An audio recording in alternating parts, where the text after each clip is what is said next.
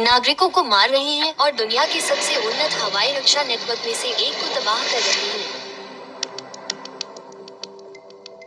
एक दशक से ज्यादा समय से इजराइल ने आने वाले खतरों को रोकने के लिए एक बहुस्तरीय किल वेब बनाया था, जिसे सैन्य योजनाकार कहते हैं। लेकिन इस हफ्ते किल वेब से खून बह गया।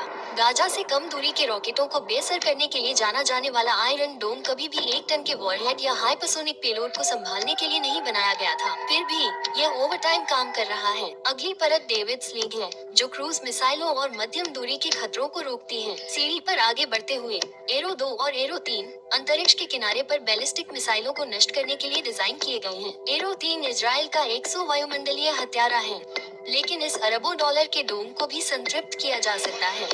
और ईरान की नई रणनीति लेबनान, सीरिया, यमन जैसे कई स्थानों से एक साथ बमबारी शुरू करने की है, जिससे इजराइल की रक्षा प्रणालियों को लक्ष्य से अधिक तेजी से निशाना बनाना पड़ता है। ईरान का शस्त्रागार अब एक रहस्य नहीं है। पुरानी शहाब मिसाइलों को भूल जाइए। नवीनतम बाज में किरशाकन शामिल है, जो उपग्रह निर्देशित, पंख स्थिर और लोहे के दरवाजे से फिसलने के लिए बनाया गया है। ईरान द्वारा दावा की गई फाटा हाइपरसोनिक मिसाइल है। यह उड़ान के बीच में ही युद्धाभ्यास करती है, जिससे अवरोधन लगभग असंभव है।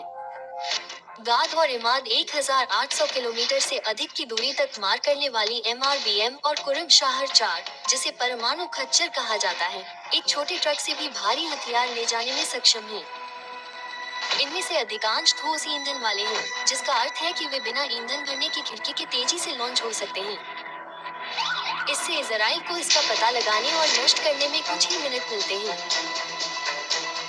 मिसाइलों ने तेल अवीव, हिफा और यहाँ तक कि अमेरिकी दूतावास के पास के इलाकों को भी मारा। आयरन डोम की 90% सफलता दर प्रभावशाली लगती है, जब तक कि 10% टूटकर नागरिकों को मार नहीं देता और शहरों को आग नहीं लगा देता।